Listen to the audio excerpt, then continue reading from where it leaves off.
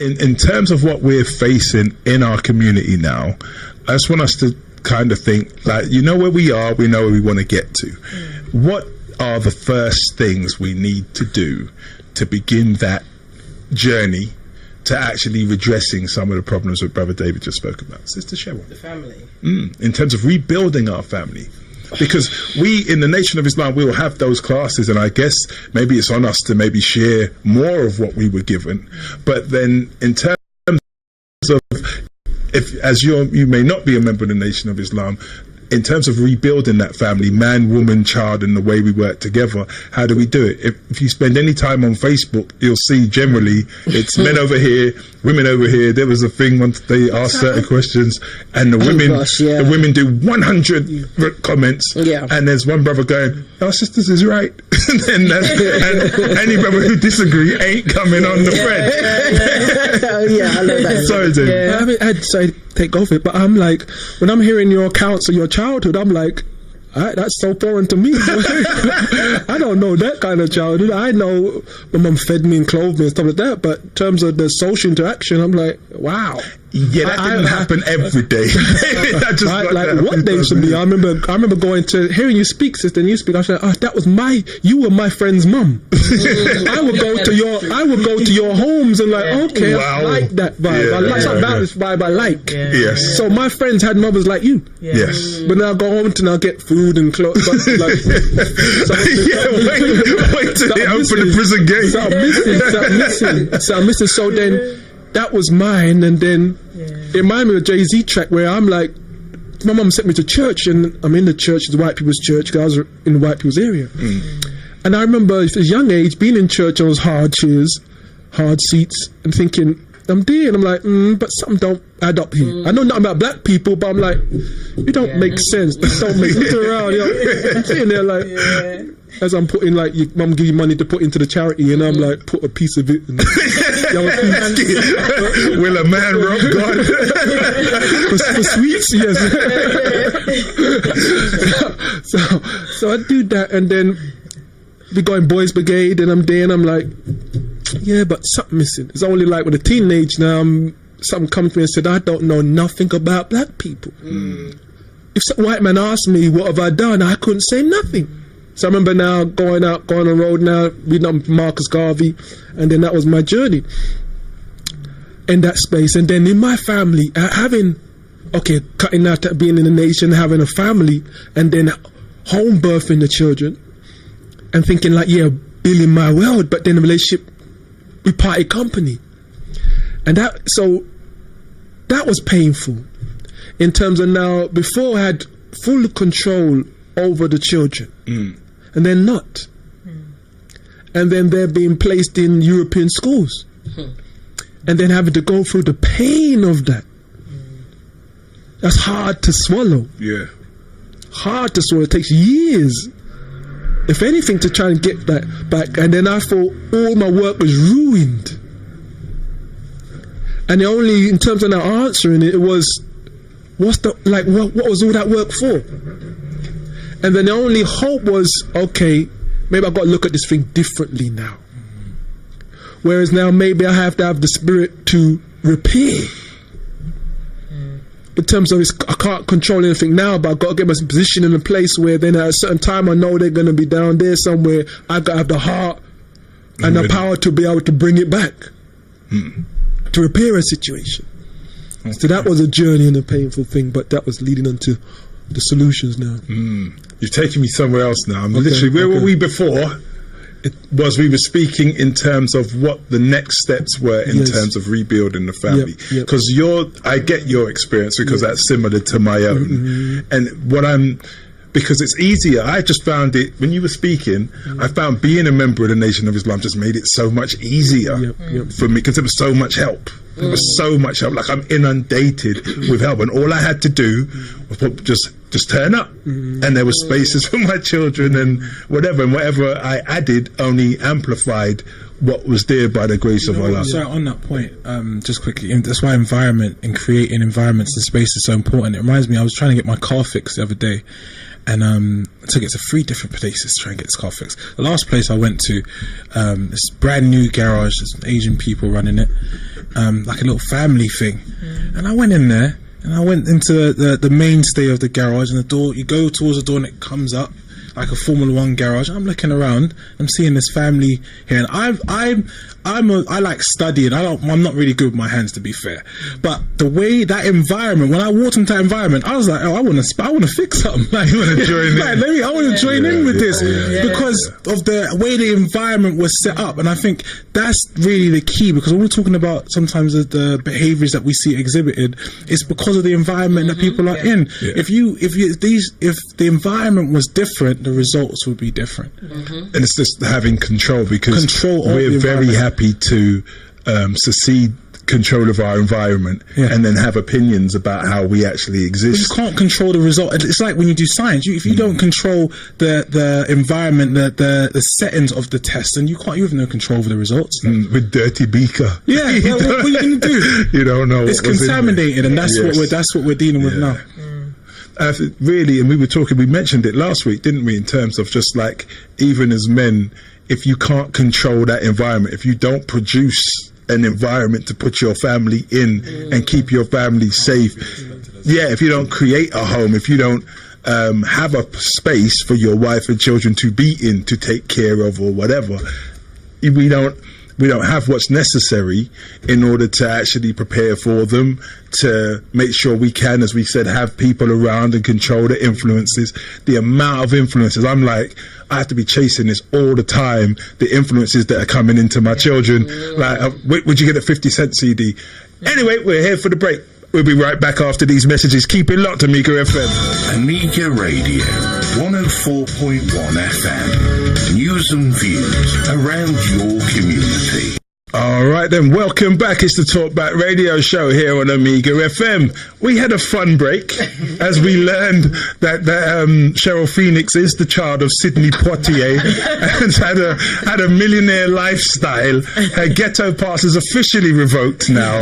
She lives the high life. Anyway, let's get back into the second half. I want to, Cheryl, stick with you and just discuss some of this stuff, because I know whenever something happens in the community, then you get the emails and the Facebook. Cheryl Phoenix is on the case. People were sending me, I believe Sister Cheryl Phoenix is on the case. Get in touch with her.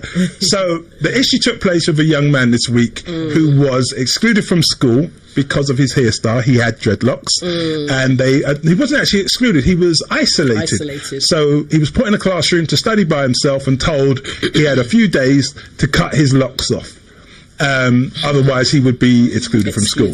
All right, give us the backdrop and tell us what the Black Child Agenda is doing to get involved. Go ahead. We're just going to go and shut it down. Literally. Okay. Well, basically, as you said... With your silver spoon. I know. I'm jealous. Well, basically, obviously, someone actually sent it to me from last week. This week, it's actually gone in the mainstream press. Someone sent it to me last week saying, look, have you heard about this? And I said, try and find who the parent is, because it was just not a GoFundMe, it was just basically a petition that was put out by the mum. So I saw the petition, there was no contact details, so I just left it as that for the time being until Monday someone sent it to me. So I was like, oh, really? Ooh, this is interesting. First of all, what the school, everyone's like, oh, but the school's got a policy. Did the mum not read the policy before she sent her child to the school? Yeah, I read some of that in the paper, actually. Yeah, so first and foremost, the policy with regards to Rastafarianism didn't exist before mum sent the child to school. Mum had actually brought the child to school on several occasions. Head teacher had seen child, head teacher had met mum, shaken hands, child had started school. I've been online and actually looked at the school's policy, also their ethos, also their mission and everything else. That a lot of schools have a lot of fluff around a lot of this stuff. That they go over the Christian ethos, that, you know, they're talking about inclusivity and respecting one another's cultures and all the rest of the fluff. That's what I call it. So what's happened in this case then? Because if I'm not mistaken, as a daughter of a Rastafarian, because my dad was also on the line, like you never see about them people, and that's using the terms very, very nicely. It's probably one of the whalers, wasn't he? So he was asking the question, well, don't Rastas read the Bible? And as the mother rightly pointed out on the morning television program, in the Bible it does also state quite clearly that Jesus' hair was like wool. I loved it when she dropped that line. I was like, yes, my sister, thank you very much. Right. So even with that, first of all, their policy is actually unlawful. We can't say illegal because it's not actually a law. When it comes to education laws, either unlawful practices, the only illegalities would be where it may be coming into the criminal element, where say maybe a teacher's put their hands on a child or something of a type of nature is taking place. But aside from that, it's always unlawful. So the policy in itself, in standing, they can put it on 1,000 websites, is unlawful. We've had cases similar back in, I think it was 2009, 2011. Just help me with the thing. Unlawful and criminal, is there a difference? There generally no, because with both you can go to court based on the unlawful. Like with regards to this case, we've had several cases before with a young boy that went to St. Greg's where he had cane rows. All of a sudden he wasn't allowed to have cane rows. Mum took it to court and won. We had another case with another black girl who had extensions. Same thing, mum won. A Sikh boy at another school, same thing. It's discriminatory. So that was practiced against Sikh pupils as well? Absolutely, yes. Oh, wow, go ahead. Then you've also got the case of the Human Rights Act. So the Human Rights Act clearly states, and everyone, regardless, from once you're in Europe, everyone has to follow the Human Rights Act. The Human Rights Act is quite clear, and it states that you have the human right to have the freedom to express your religious beliefs, and live without harm or anything else like that. So remember, we're not part of the European Union in the UK soon. Yes. But we're still there now. And it's interesting because the Conservative governments are the ones that actually brought in the Human Rights Act, and they're the ones pushing since about 2009, 2011 to get it taken away, because we know what's going to happen. It's getting in the way of their plans. It's getting in the way of what they want to do. Yeah. So, yeah, with regards to he's covered, and also on top of that, he's also covered again as not a special child, there's a word that's just slipped me, but as a young black boy, he's covered by central government and by the laws in this country that they cannot exclude him without finding any reasonable cause or finding other ways of keeping him within the school. Is this why they went for isolation? Isolation, yeah, but then you can only put a child in isolation based on their behaviour. He hasn't misbehaved. No. So you can't put him in isolation because he's got a religious belief that he's expressing freely in your Christian school.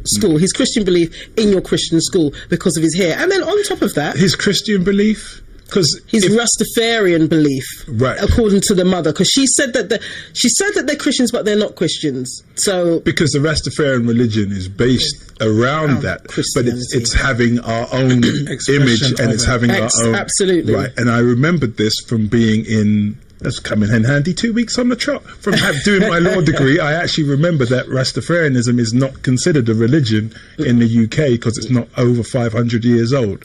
So, like Christianity is though? Yeah, well... Oh, yeah, it's 2000, isn't it? Yeah. The Christianity that we practice, or that we practice, that roughly they practice... 600 years now, is, well, no, the 325 AD, Nicene Conference. Oh, the Nicaea, the First Council of Nicaea. Okay, so they gave it that. Islam is 1,400 years old, right? So they gave that religious status. Sikhism, Buddhism. But then you're saying they. Who are they to decide what we choose to practice that we've been practicing for thousands of years? They made that a stipulation because there was a case where there was a Sikh gentleman who had a helmet. Oh, yes, I remember that case. Yeah, it's part of, everybody who's done a law degree knows because it's part of the thing. He had a helmet. He didn't have a helmet. He was a Sikh. He couldn't get the helmet on. So the police stopped him. He has no helmet. Then he says, well, my religious beliefs meant I couldn't get it on. And whatever happened, he was acquitted because of his religious beliefs. Then Arras comes up a few years later and relies on that as case precedent and says, well, I'm a Rasta, so I couldn't get it on. The locks was huge, so well, go on. He's actually convicted. Yeah, and I was in the classroom. I'm horrified. Like they don't make no sense. And then they said, well, you see, it's not a religion because it's not 500 years old. And my first thing, because I just joined the Nation of Islam at this time, was, where the hell was we 500 years? You and us. Like, how dare you say we can't be our religion? Like, we're just getting ourselves together, so whatever we take is ours. But then the thing is that even as a Rastafarian community, that's been before we came into contact with any Europeans. There have been Rastas in Africa. You know, it has, but the way it's been organised would have started around 1930. Correct me if I'm wrong. Somebody. You're talking about with Haile Selassie, who wasn't a Rasta himself. No, not him. I'll tell you what. Let's get the Google team on board and let's just Google this. She is a woman, because so we she'll are be here. right. We are here with no actual Rasses among us. Although we have locks in the room, plenty. We do not have Rastafarianisms in the room. So shall I go back to Tuesday? Go ahead. So I called the school on Wednesday or Thursday. And left a message with it was quite an interesting call actually, because it was actually you call the number and then you go to option 3, which is the PA to the head teacher. So got through to the PA to the head teacher, and I was like, oh yes, good afternoon, this is Cheryl Phoenix, I'd like to speak to the head teacher. And she was just like, oh, what's the call regarding? And I can't remember the young man's name, but I mentioned his name, and she goes, I was like, oh really?